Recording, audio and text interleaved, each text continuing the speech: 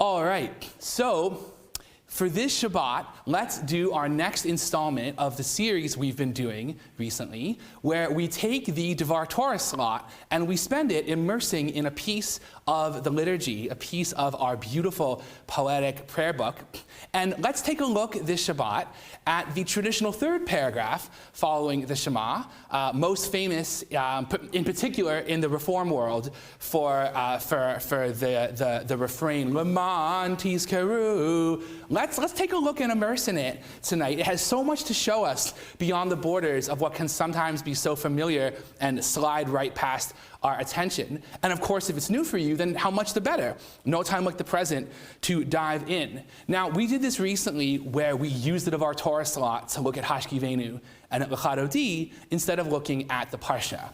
But this time, it's actually a 2-for-1 special, because as it happens, the traditional third paragraph following the Shema is actually from this week's Parsha. You know, like, when you're seeing Romeo and Juliet and they say parting is such sweet sorrow, and you think, oh, that's so cliche. It's, oh, wait a minute, this is where that's from. Oh my gosh, that's where that's from, right? So this week's Parsha is where Leman Tizkeru is from.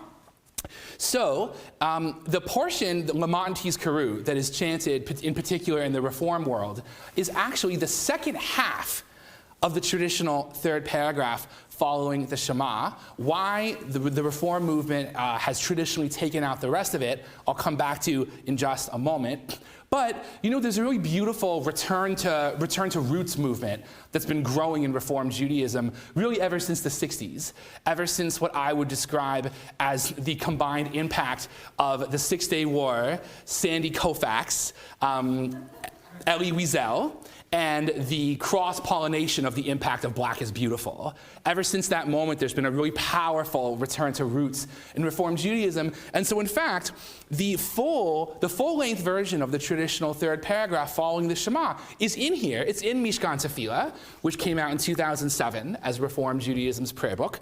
It's in here.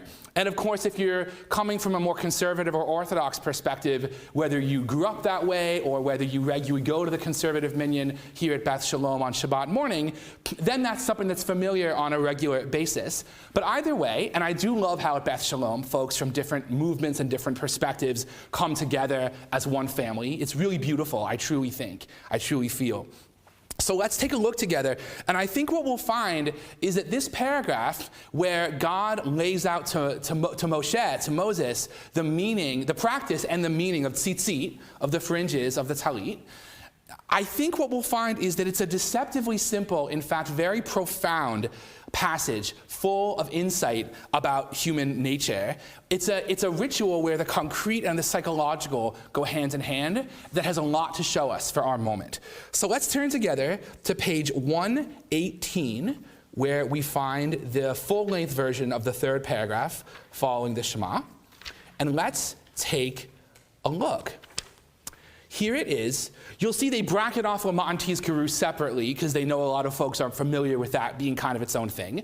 But please join me here in 118 at the top in the English. Here we go.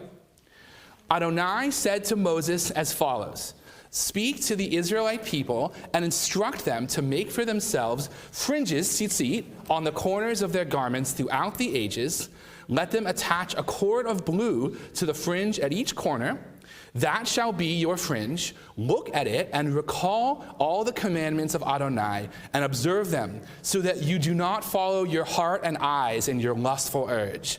Thus you shall remember to observe all my commandments and to be holy to your God.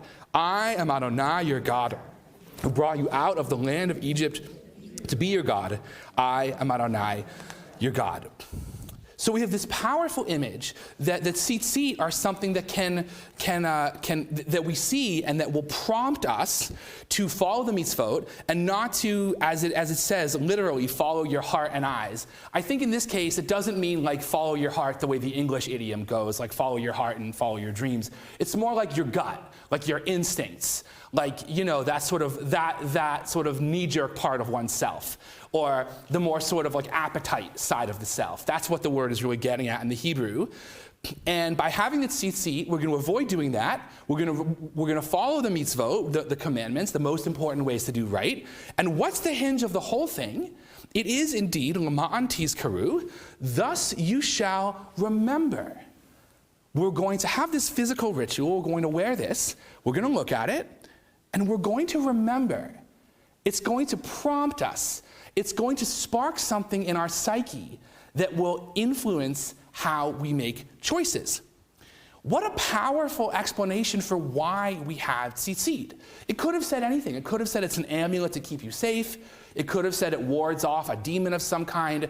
But the truth is, arguably, that wouldn't really be religion. It would be superstition. It'd be magic. What a powerful idea to say the reason we wear it is actually psychological. We have to be reminded. What does that imply? It implies that we might forget. We might forget about our highest aspirations. We might forget about the kind of choices that we want to make. And we could use some help remembering. And we see this emphasized in our tradition in the way that our tradition of commentary looks at these verses in the Torah. So Sforno, the classic 1500s, 1600s great rabbinic commentator of Renaissance Italy, he interprets lama'an tizkaru, thus you shall remember. He interprets it as meaning this: lama'an tihiyu penuyim, that you may be cleared out, machshavot havalechem, that you may be cleared out of your thoughts of. Well, heva literally means mere breath. It's a poetic image. It refers to everything that's transient, everything that's you can't really get a hold of, everything that kind of disappears, everything that's ephemeral and even vapid, right? You may be cleared out of nonsense. You may be cleared out of distractions. You may be cleared out of, the kind of things that you see on the magazines and the checkout counter at the grocery store. Cleared out of the kind of things that social media pumps our head with. Sforno didn't have smartphones, but trust me, they had nonsense in Renaissance Italy. Humanity's pretty good at coming up with nonsense in every generation, different forms, right? So you're going to be cleared out of these thoughts, and what's going to happen? Ubezeh tizkaru, and in this you will remember. There's that verb again. Remember. Moftei Torah, the signs of the Torah. You're going to remember what's in our sacred scriptures. Remember the most important values we aspire to. Asher bam takiru, and in it you will recognize Godel ha'el vechasto, the greatness of God and God's loving kindness. So we're going to clear out all that nonsense, and we're going to take a moment and we're going to pause. We're going to be prompted to sense all the values that really matter most to us, all the things that at heart we really know are most important in life, and all that is vaster than we are, and all the love that is vaster than we are in the presence of the divine, according to what that means for each of us. Or similarly, we see Neely Sacker Fox of Hebrew Union College's Cincinnati campus. We see her writing in the Torah, a women's commentary, that the Hebrew root zachor, meaning remember, is often in the Bible a verb of action rather than a verb of thought. That the Torah tells us to remember things, and usually it's referring to doing things, not just something abstract and purely cerebral. It's the intellect and the emotion and then getting things done, all bound together, that makes the difference.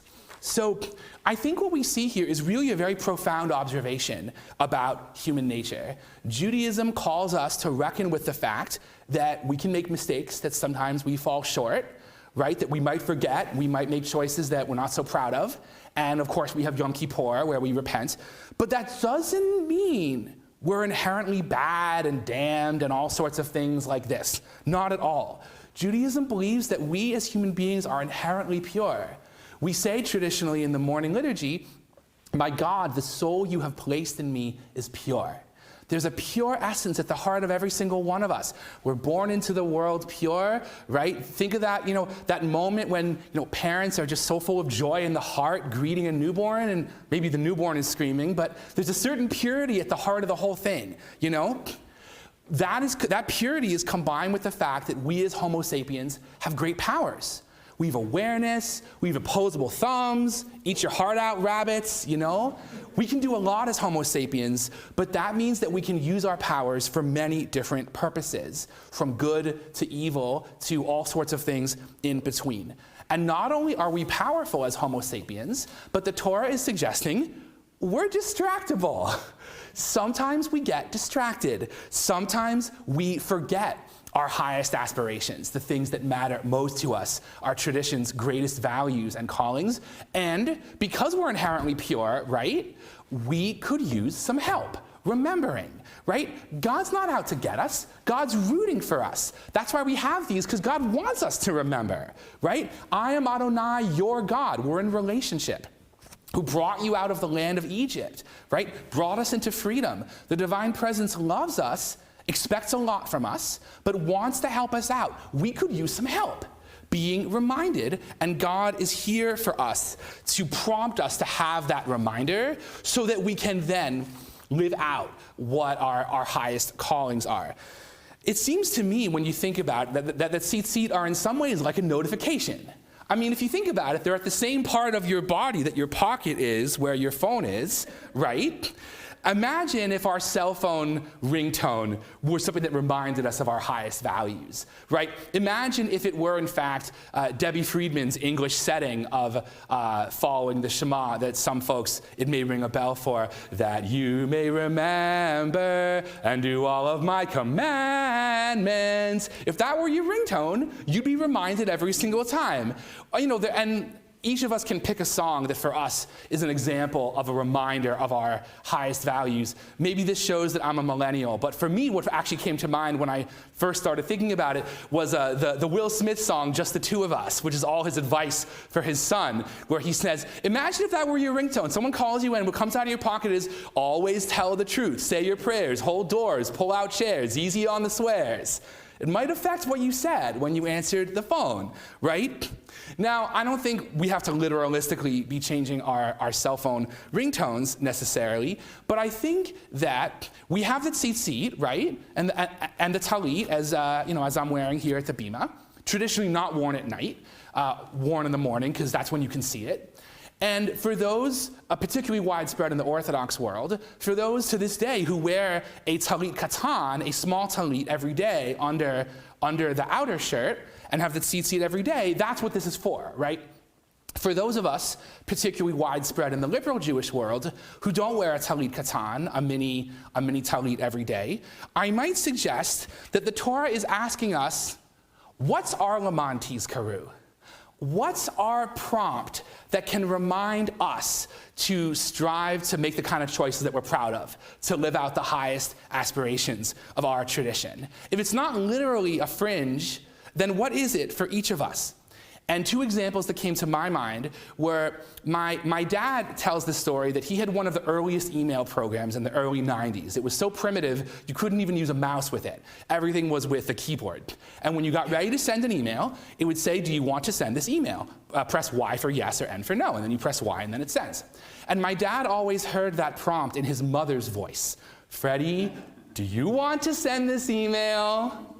That's a modern Laman Tizkaru. That's a modern psychological prompt to make sure that we're making choices that we're proud of. And the other example I thought of is that when I did my pastoral placement in rabbinical school at the New Jewish Home, which is an assisted living center for older Jewish adults in New York, that the chaplain there who I worked with, he told me of a doctor who, before he went into every room in the hospital, or in the New Jewish Home or wherever, would always stop and say, may I say and do what is most right for the moment I am in.